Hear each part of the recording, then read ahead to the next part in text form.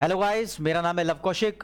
इससे पहले ADAS approach आपको समझा चुका हूं, तो आज लेके आया हूं आपके लिए बहुत इंपॉर्टेंट टॉपिक मैक्रो इकोनॉमिक्स के determination of income output and employment के चैप्टर से सेविंग इन्वेस्टमेंट अप्रोच यानी एसआई अप्रोच। इसको प्यार से मुश्किल क्वेश्चन में x एंटे saving x एंटे investment approach भी बोलते हैं, या प्लान्ड सेविंग और प्लान्ड इन्वेस्टमेंट अप्रोच भी बोलते हैं। तो पहले आई थी एडीएएस अप्रोच, उससे डिराइव हुई सेविंग इन्वेस्टमेंट अप्रोच। तो पहले तो आपको यह बताऊंगा एडीएएस अप्रोच से सेविंग इन्वेस्टमेंट अप्रोच कैसे डिराइव होती है। उसके बाद समझाऊंगा सेविंग इन्वेस्टमेंट अप्रोच से equilibrium level of income and output कैसे अचीव होता है। फिर उसके बाद समझाऊंगा कि एग्जाम में इससे रिलेटेड कैसे कैसे क्वेश्चंस पूछे जाते हैं। तो स्टेप बाय स्टेप शुरू करेंगे। पहले देख लो, आपको बता देता हूं, पिछली अप्रोच में मैंने बताया जब इकोनॉमी के अंदर एडी और एएस एक दूसरे के बराबर होंगे तो equilibrium level of income and output decide हो जाएगा। अब देखो, एडी को तो हम पहले बोलते हैं टू सेक्टर इकोनॉमी में this is C plus I, और एएस को हम बोलते हैं टू सेक्टर इकोनॉमी में this is C plus S यानी कंजम्पशन प्लस सेविंग। और बीच में ये ऊपर से मैंने सीधा इक्वालिटी का साइन नोट कर दिया। यानी मैं यहां पर ये बताने की कोशिश करूंगा कि एडी एएस अप्रोच में से सेविंग इन्वेस्टमेंट अप्रोच कैसे निकली। ठीक है जी।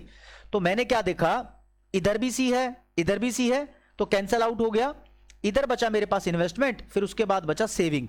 तो इस तरीके से मैं बोल सकता हूं कि एडीएएस वाली अप्रोच में से ये इन्वेस्टमेंट और सेविंग वाली अप्रोच मेरे पास आई है, और ये बोलती है कि जब इन्वेस्टमेंट और सेविंग एक दूसरे के बराबर होंगे वहां पर जो इनकम और आउटपुट का लेवल होगा यानी वाई का लेवल होगा, वो ही equilibrium level of income and output होगा हमारी कंट्री में, देश में, इकोनॉमी में, जो चाहे वो बोलो। ठीक है जी। तो एक बार समराइज कर दूं, पहले एडीएएस अप्रोच बोलती है जहां पर एडी और एस बराबर होंगे वहां जो इनकम होगी वो इक्विलिब्रियम इनकम होगी। अब सेविंग इन्वेस्टमेंट यानी एसआई अप्रोच बोलती है कि जब सेविंग और इन्वेस्टमेंट एक दूसरे के इक्वल होंगे तो वहां पर जो इनकम होगी वो इक्विलिब्रियम इनकम होगी। ये जो मैंने सेविंग वर्ड यूज कर रहा हूं ये एक्स एंटे सेविंग्स है, और इन्वेस्टमेंट वर्ड यूज कर रहा हूं ये एक्स एंटे इन्वेस्टमेंट है। अगर आपको समझ नहीं आ रहा ये क्या लिख दिया मैंने, एक्स एंटे क्या होता है, तो फिर आपको यह भी समझ नहीं आएगा जो मैंने नहीं लिखा लेकिन इससे रिलेटेड था, एक्सपोस्ट क्या होता है। तो पहले ये वीडियो लेक्चर देखने से पहले एक बार YouTube पे जाकर फ्री में वीडियो मिलेगी आपको। आपने लिखना होगा मेरा नाम लव कौशिक और उसके बाद लिख दो एक्सेंटे और एक्सपोस्ट।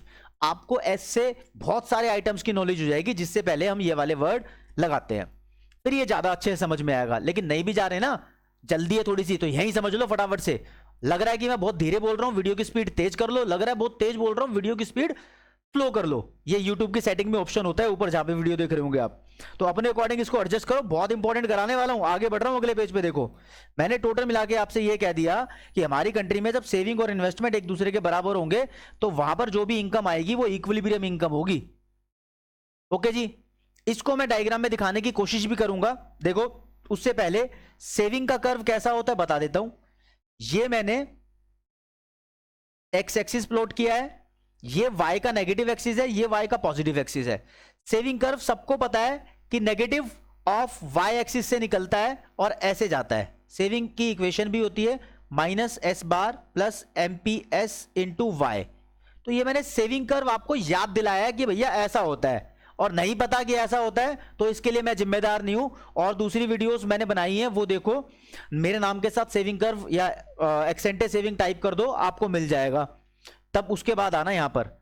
फिर देखो जी, इन्वेस्टमेंट यानी ये ऑटोनोमस इन्वेस्टमेंट है, डिजायर्ड लेवल ऑफ इन्वेस्टमेंट है, एक्सेंटे इन्वेस्टमेंट है, प्लान्ड इन्वेस्टमेंट है।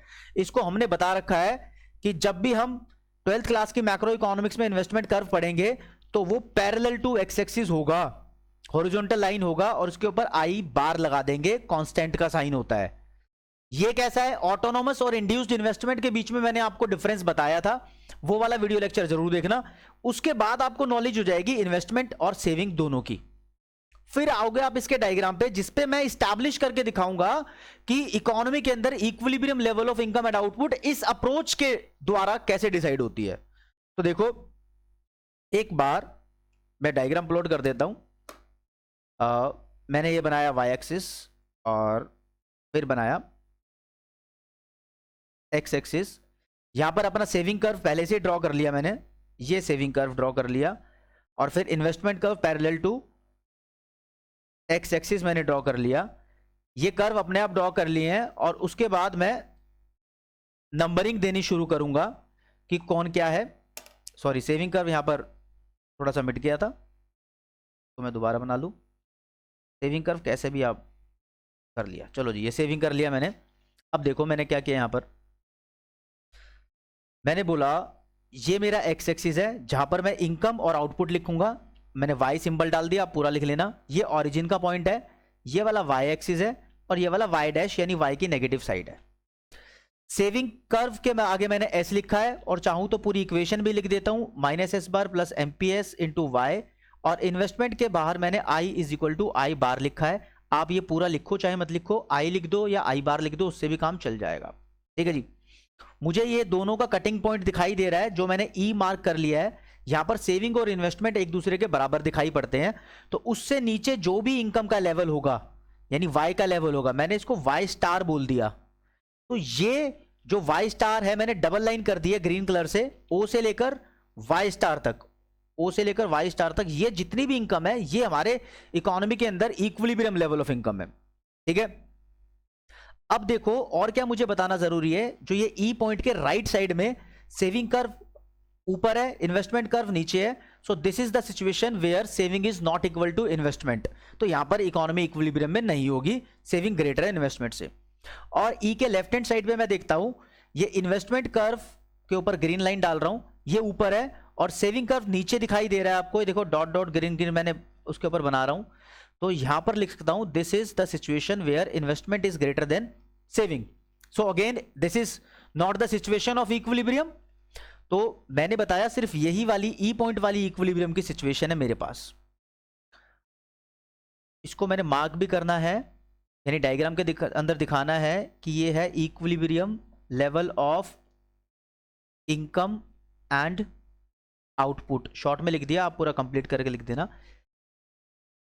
ये नॉर्मल लेवल पे मैंने डायग्राम बनाया जिसमें वाई एक्सिस पे मुझे दिखाना था सेविंग्स और इन्वेस्टमेंट, नीचे लिख देना इन यूनिट्स। जैसे यहाँ पर वाई एक्सिस पे इनकम एंड आउटपुट लिख के नीचे लिख देते हैं इन यूनिट्स। तो ये एक तरीके से मैंने आपको सिर्फ डायग्राम दिखाया है कैसे बना है ये। ठीक है, इसमें दो सिचुएशन आपको दिखाई दे रही है कि इन्वेस्टमेंट ज़्यादा है सेविंग से और इन्वेस्टमेंट कम है सेविंग से।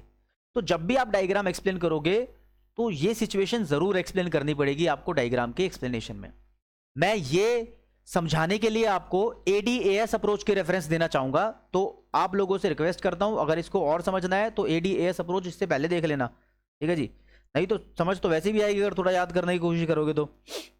देखो, जब ADAS से ज्यादा होता था इसका मतलब AD होता है C प्लस I, यानी ये C plus I C plus S से ज्यादा होता था। तो मैंने C से C कैंसिल किया क्योंकि बोथ साइड पर C है, इनइक्वालिटी वाली सिचुएशन। तो यहां पर मुझे दिखाई देता है कि आई ज्यादा है सेविंग से। तो कभी भी आपको इलैबोरेट करने के लिए आए कि क्या होगा जब इन्वेस्टमेंट सेविंग से ज्यादा होगी, यानी what changes will take place in the economy when planned investment is greater than planned saving, तो आप रेफरेंस दे देना वही होगा जब ADAS से ज्यादा होने पर होता था। क्या होता था भैया, ये डिमांड ज्यादा है सप्लाई कम है, मतलब बायर ज्यादा खर्चा कर रहे हैं, डिमांड ज्यादा है ना दूसरे पे, मतलब खर्चा ज्यादा कर रहे हैं तो माल बिक रहा है, माल बिक रहा है तो मतलब जो सेलर के पास इन्वेंट्री रखी है वो इन्वेंट्री कम हो रही है। जो माल रखा हुआ है स्टॉक इन हैंड वो ऑलरेडी रखते हैं अपने पास ना। थर्ड नंबर पे तो इट इज बेटर कि तुम अपना प्रोडक्शन बढ़ा लो, AS बढ़ा लो, तो यहां पर प्रोडक्शन बढ़ने लगता है। तो ये तीन चेंजेस आते हैं जब ADAS से ज्यादा होता है।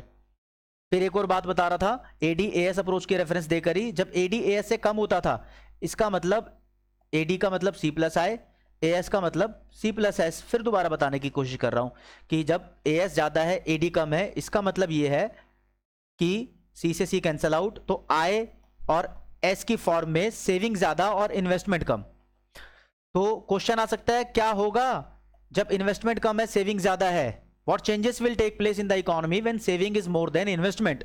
तो आप इसका हवाला देना वही होगा जो AD कम और AS के ज्यादा होने पर होता था। तो फिर वही वाले 3 पॉइंट आ जाएंगे, सप्लाई ज्यादा है मतलब बायर खर्चा कम कर रहे हैं, तो इन्वेंट्री विद सेलर्स बढ़ने लग जाएगी, माल बिकेगा नहीं, स्टॉक इन हैंड बढ़ेगी। फिर थर्ड नंबर पे ऐसे में फालतू में क्यों प्रोडक्शन कर रखा है, जब दिख रहा है कि प्रोडक्शन बढ़ने वाला है, खर्चा कम होने वाला है, तो काहे को उम्मीद लगाएं कि प्रोडक्शन बढ़ाएंगे। तो भैया ऐसे में production level will start falling, यानी income in the economy will start falling, तो इनकम लेवल भी फॉल होगा। These are the 3 points to be concern about this statement of questions. तो आप ये दोनों सिचुएशन ध्यान रखना। मैं फिर बताता हूं क्वेश्चन क्या फ्रेम हो सकता है। क्वेश्चन नंबर फ्रेम हो सकता है जब सेविंग इन्वेस्टमेंट के बराबर नहीं होगी तो क्या होगा। तो दोनों बातें बताना, सेविंग ज़्यादा होगी इन्वेस्टमेंट से, यानी यहाँ पर AS is more than AD वाली बात है, या फिर सेविंग कम होगी इन्वेस्टमेंट से, यानी AS is less than AD वाली बात है। तो इसके बारे में आपको पहले से पता है। सेपरेट क्वेश्चन भी पूछ सकता है, बताओ सेविंग्स ग्रेटर देन इन्वेस्टमेंट है तो इनकम का क्या होगा या इन्वेंट्री का क्या होगा, कुछ भी इंपैक्ट पूछ सकता हूँ तीनों लाइन्स में से। ये भी पूछ सकता है saving is less than investment है तो इनकम पे क्या फ़र्क पड़ेगा, इन्वेंट्री पे क्या फ़र्क पड़ेगा, बताइए। तो वो सब मैंने आपको समझा दिया है। अगर आपको फिर भी समझ में नहीं आया तो मैंने बताया आपको, मेरा कॉन्टैक्ट नंबर मेंशन किया है, फिर दोबारा बता देता हूँ।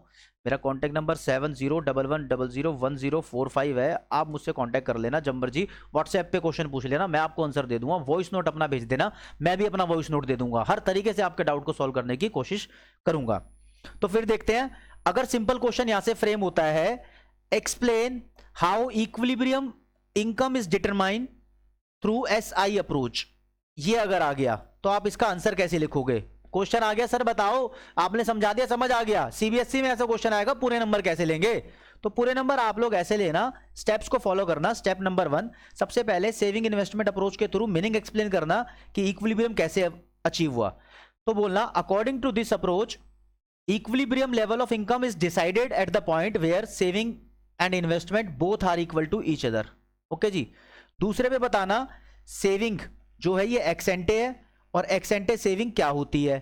तीसरे पे बताना इन्वेस्टमेंट जो है ये भी एक्स एंटे है और एक्स एंटे इन्वेस्टमेंट क्या होती है। ये पुरानी वीडियोस देख लेना, नहीं तो मैं बता देता हूं। Desired level of saving in the economy is called x एंटे savings and desired level of investment in the economy is called x एंटे investment. इनका मीनिंग बता दोगे। फिर 4th नंबर पे आएगा डायग्राम, डायग्राम बनाना। फिर डायग्राम के एक्सप्लेनेशन में बताना, एक्स एक्सिस पे लिखा है income and output, Y axis पे लिखा है saving investment, investment curve parallel to X axis है, ऑटोनोमस है, सेविंग कर्व अपवर्ड स्लोपिंग है, नेगेटिव साइड से स्टार्ट होता है। E is the point of equilibrium where saving and investment are equal to each other. बहुत जल्दी जल्दी बोल रहा हूँ, आप स्लो कर लेना, वीडियो को एडजस्ट हो जाती है। इतना सब बताने के बाद 6th पॉइंट पे कंक्लूजन देना बहुत जरूरी है। 1 नंबर आपको यहां से मिल जाएगा, 2 नंबर हो जाएंगे पूरे। यहां पर लिखना therefore E is the point where saving is equal to investment and it is the equilibrium point। यहां पर यह बताना जरूरी है कि OY जो है इक्विलिब्रियम इनकम एंड आउटपुट है। डायग्राम में देखो ये OY, इसकी बात कर रहा हूं मैं, this OY, specially this OY की बात कर रहा हूं मैं। दोबारा लाइन मिट गई थी, दोबारा बताइए। तो इसकी बात कर रहा हूं, ये बताना अगर सेविंग कम है इन्वेस्टमेंट ज्यादा है तो इनकम बढ़ने लगेगी, जैसा कि AD is more then AS में होता था, वही वाली सिचुएशन। अगर सेविंग ज्यादा है इन्वेस्टमेंट से तो इनकम लेवल कम होना लगेगा, जैसे कि AS is more then AD में होता था। मैं आपकी और क्लैरिटी के लिए देखो बहुत अच्छे तरीके से एक बात बताना चाहता हूं। AD AS अप्रोच में ये 45 डिग्री लाइन है मेरे पास, AS कर्व, ये AD कर्व है, और यहां पर मैंने बता दिया ये मेरे पास इक्विलिब्रियम लेवल ऑफ इनकम है OY, राइट। अब सेविंग इन्वेस्टमेंट अप्रोच क्या बोल रही है, सेविंग इन्वेस्टमेंट अप्रोच बोल रही है, नीचे देखो ये मैंने एक्स एक्सिस बनाया, मेरे पास एक इन्वेस्टमेंट कर्व है और ये जो मेरे पास इक्विलिब्रियम लेवल ऑफ इनकम है, तो सेविंग कर्व इसको यहीं कट करता है, समझ गए, ये सेविंग कर्व है। तो जो समझ रहे हैं वो समझना। देखो OY जो इक्विलिब्रियम का इनकम लेवल है और इक्विलिब्रियम का इनकम लेवल है, वो चाहे AD AS अप्रोच से तुम डिसाइड करो या सेविंग इन्वेस्टमेंट अप्रोच से डिसाइड करो, आता वो सेम ही है। तो दोनों अप्रोच एक दूसरे से रिलेटेड ही हैं, लेकिन जो प्राइमरी अप्रोच है वो AD AS अप्रोच है और उसके थ्रू जो डिटरमाइन हुई है सेविंग इन्वेस्टमेंट अप्रोच, उसको सेकेंडरी अप्रोच बोलते हैं। एग्जाम के लिए दोनों अप्रोच बहुत इंपॉर्टेंट है। 1-1 नंबर के क्वेश्चन भी आ सकते हैं यहाँ पर और 4 से 6 नंबर के क्वेश्चन भी आ सकते हैं। अगर आपको फिर भी कुछ डाउट पूछना है, नहीं सर हमारे स्कूल में तो इस तरीके से अलग क्वेश्चन पूछा गया है इस अप्रोच से रिलेटेड ही, तो मुझे बताओ इसका आंसर कैसे लिखना है। तो डिफरेंट क्वालिटी, डिफरेंट कंटेंट हो सकता है क्वेश्चन का, डिफरेंट स्टाइल हो सकता है पूछने का। आप मुझसे हर तरीके के क्वेश्चन व्हाट्सएप पे पूछ लेना, आपको आंसर मैं दे दूंगा। तो आज के वीडियो लेक्चर में मैंने आपको सेविंग इन्वेस्टमेंट अप्रोच करा दी है, ये बहुत ज्यादा इंपॉर्टेंट है। फिर दोबारा आपसे रिक्वेस्ट कर रहा हूं, इसको याद कर लेना, वीडियो देखोगे तभी याद कर लेना। और अगर आपको इसको पढ़ने के लिए कुछ और वीडियो के रेफरेंस चाहिए तो वो video hand to hand search मारना। देखो, करने बैठे हो तो करके ही उठना। अगर ये स्ट्रॉन्ग डिटर्मिनेशन नहीं रखते हो ना, तो मुझे लगता है कि कहीं ना कहीं जरूरत है और ज्यादा मेहनत करने की, नहीं तो सीबीएसई में नंबर ऐसे ही नहीं आते ज्यादा। तो आज के वीडियो लेक्चर में इतना ही। नमस्कार।